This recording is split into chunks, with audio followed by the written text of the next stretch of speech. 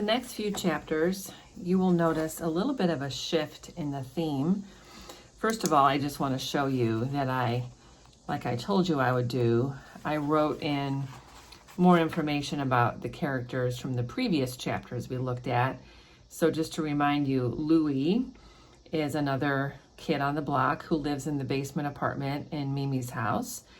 His cousin is Marin. She's the one who sells Avon and stands in the front door at night trying to get noticed by men. And she eventually goes back to Puerto Rico. Louis's other cousin was arrested for stealing a yellow car, which all the kids got into. The Vargas kids are raised by a single mom, and all these kids are out of control. And they're so naughty that people have stopped caring about them.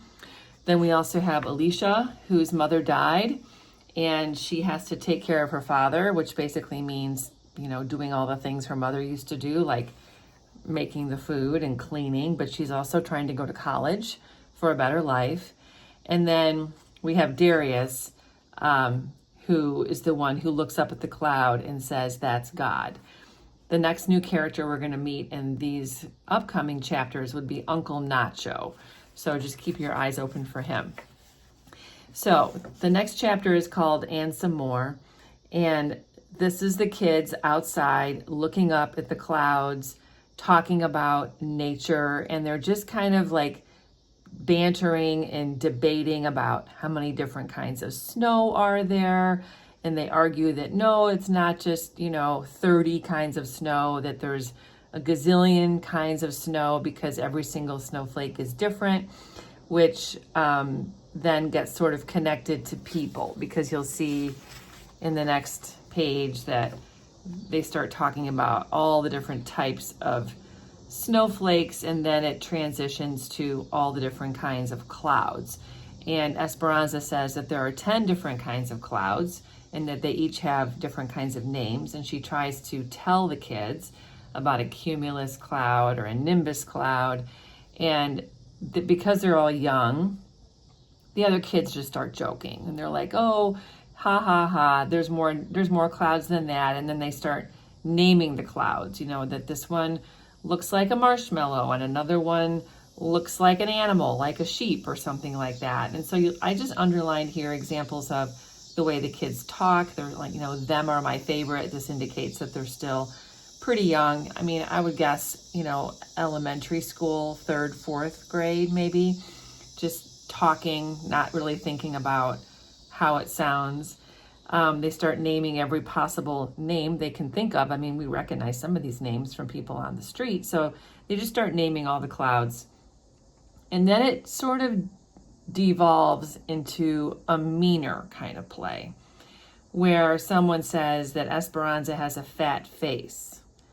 It looks like Esperanza's ugly face when she comes to school in the morning, that's a little much, wouldn't you say? That's not very nice. And initially, Esperanza's response is like a lot of ours would be, it's to sort of be sassy back, like, "Who are you calling ugly, and just sort of like calling names. I'm sure all of you kids did this at some point when you were younger. And then it goes, "Oh, your mama's ugly." And then they start talking about the kind of ways that a mom can be ugly, like bare feet in September. I thought this was hysterical, actually. And then they start saying, "Uh-oh, Nanny, you better get a broom. Too much trash in our yard today." So I just made a note that they're crossing the line. They're getting offended a little bit by what each of them says to the other. And so they start kind of hitting below the belt, making comments about how poor they are, or that maybe they aren't clean, or that they aren't attractive. And so, it's not such a fun game anymore. They all come back to Esperanza that say that she's like cream of wheat cereal, like the lumps in there. And then they really start with the mean, name calling: chicken lips, cockroach jelly, cold frijoles or beans. So like all the things that they think are gross, they associate with her. And that's just kind of how it peters out. So this is a story, or a chapter, or a vignette, I should say, that just like a peek into how kids can be mean, how sometimes that name calling can mean more than just play. The next chapter is the family of little feet. And we don't know who the family is, but the descriptions are really unique. And I think teachers might want you to remember what some of these are. I could see these being quiz questions. Grandpa's feet are fat and doughy like thick tamales that he powders and stuffs into white socks and brown leather shoes. Grandma's feet are lovely as pink pearls and dressed in velvety high heels. The baby's feet has 10 tiny toes, pale and see-through like salamanders that he pops in his mouth. The mother's feet are plump and polite, descended like white pigeons from the sea of pillows. And then after we have this description of the feet, this vignette shifts to the girls playing dress up. So the mother has given them old shoes of hers, and the girls are playing dress up. So they're, more like Cinderella, and they put socks on and they sort of put their feet, which I'm sure are way too small for their mother's shoes, into these fancy high heels.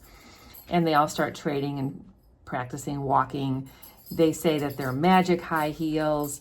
And then when they get comfortable enough walking, they go down to the corner. They leave the house and they go outside and they start walking around. And the men can't take their eyes off of them.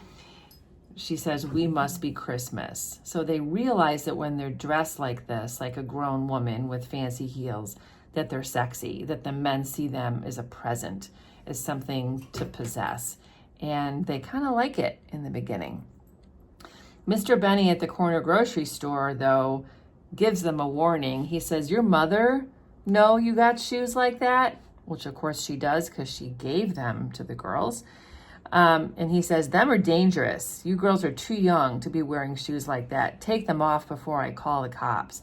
So to him, they're too grown up, and maybe because they're out in public, it's also a problem versus if they were just playing in the house. So they keep walking. Boys are calling out to them.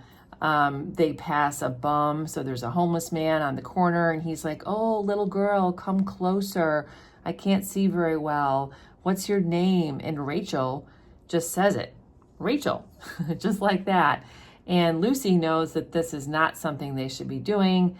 The man actually says, he would give her $1 if she would kiss him.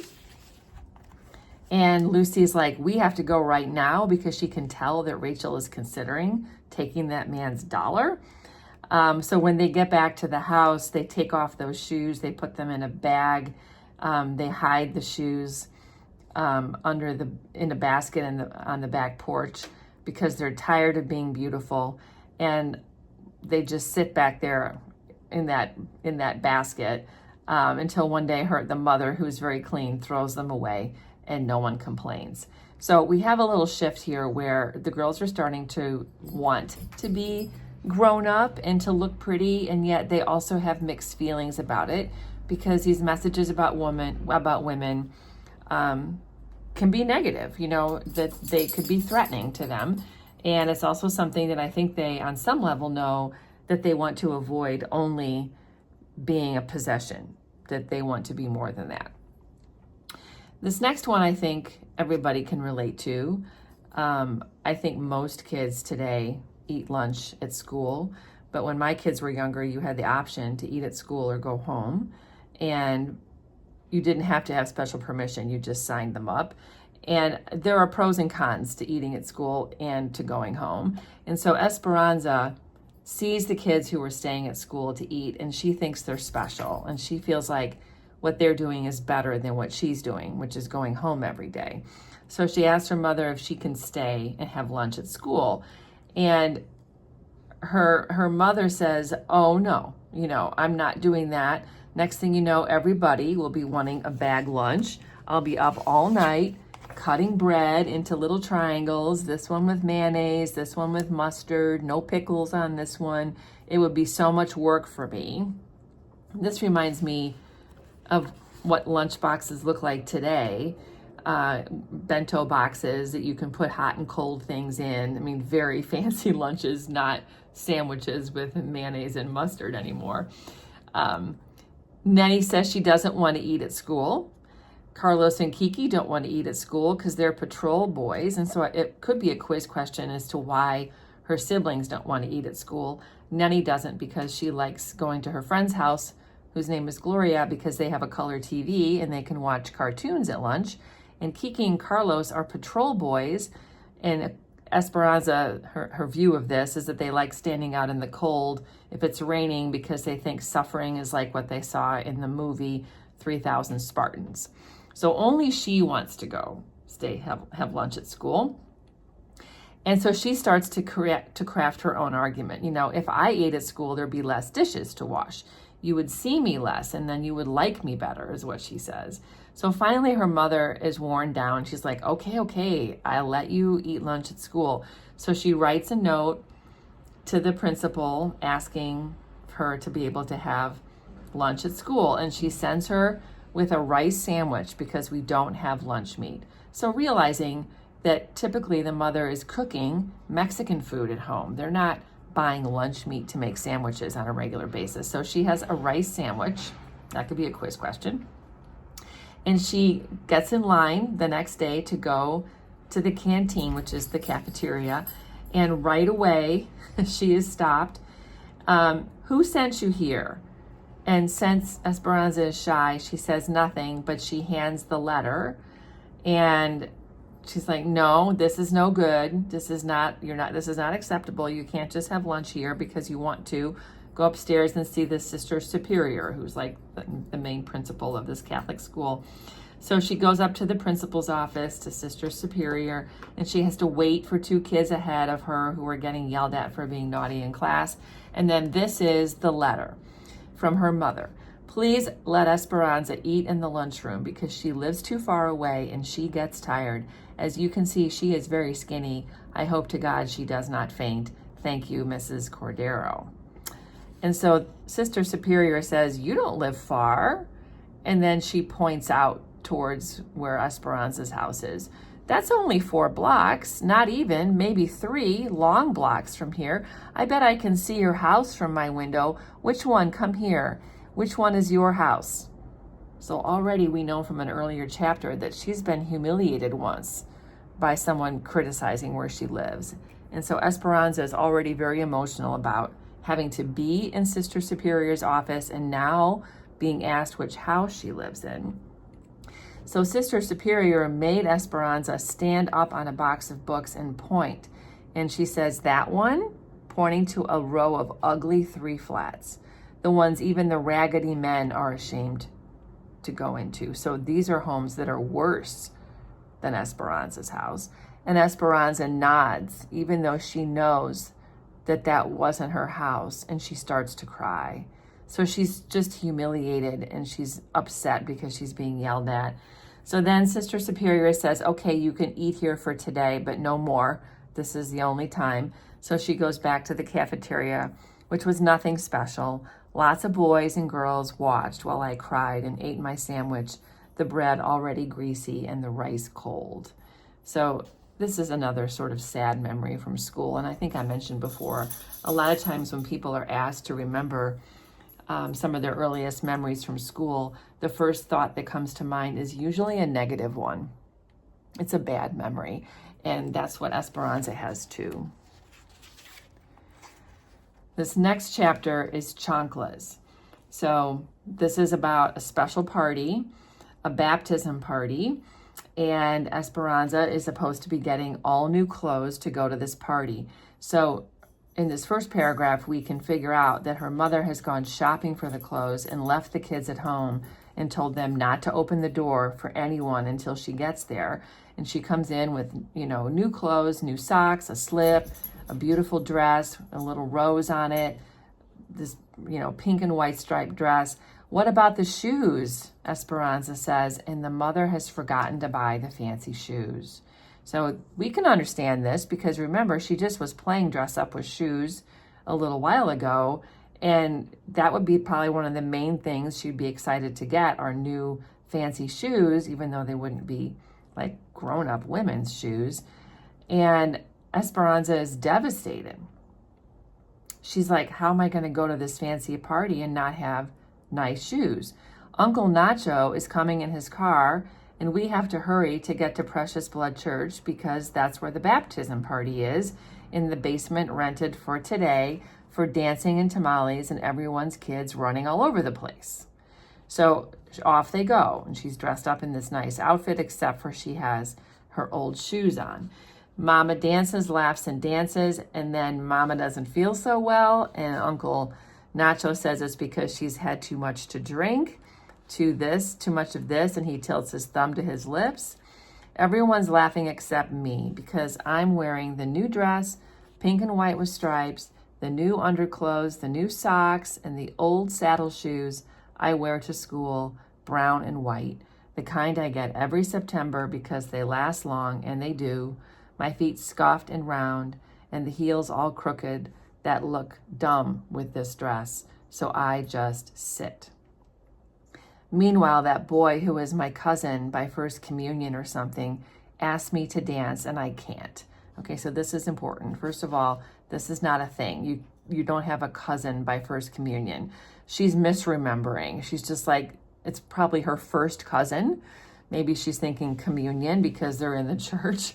But her cousin asked her to dance, and that's a grown-up thing. That's like what a teenager would get excited about. So this is the first time she's had like a moment with a peer that's kind of like a boy-girl moment, and she's too embarrassed because of her shoes. So she talks about stuffing her feet under the metal folding chair that says the name of the church, and pick on the wad of brown gum that's stuck beneath the seat. I shake my head no, my feet growing bigger and bigger, which of course is not actually happening. This is a figurative expression describing how she feels about them. She's so focused on these horrible shoes. Then Uncle Nacho is pulling my arm, and it doesn't matter how new the dress Mama bought me is because my feet are ugly, until my uncle, who is a liar, says, "You are the prettiest girl here. Will you dance?" But I believe him, and yes, we are dancing, my Uncle Nacho and me. So he persuades her because he's charming, and she loves him, and she trusts him. So she's shy. She doesn't want to at first. My feet swell big and heavy like plungers. Again, not literally, figuratively. I drag them across the linoleum floor, straight center, where Uncle wants to show off the new dance we learn. So this is sweet. He's been teaching her to dance. And Uncle spins me, and my skinny arms bend the way he taught me. So they're like dancing together, like, he's twisting her and turning her. And my mother watches, and my little cousins watch. And the boy who is my cousin by first communion watches. And everyone says, "Wow, who are those two who dance like in the movies?" Until I forget that I am wearing only ordinary shoes. So she's just transported away from this horrible, humiliation of the shoes. And she feels beautiful. She feels like a movie star. And all I hear is the clapping when the music stops. My uncle and me bow, and he walks me back in my thick shoes to my mother, who is proud to be my mother. All night, the boy who is a man watches me dance. He watched me dance. So this kind of gives me goosebumps. This is so sweet. So this is a cousin. I don't think he's literally a man, though he could be. I mean, he could be like a teenager, whereas she maybe is in, upper elementary school, maybe getting close to middle school. And, she knows that someone her age or someone like who, she would be interested in, maybe if he wasn't a cousin, is watching her, and she feels beautiful. And so just this awareness of maturing, that she's able to do something that somebody else finds appealing or is impressed by, the fact that he asked her to dance and then he saw her dance, it's all very sweet. So this is, just keep in mind, Uncle Nacho is the uncle who taught her how to dance and who got her up on the dance floor, even though she felt so ugly in her shoes.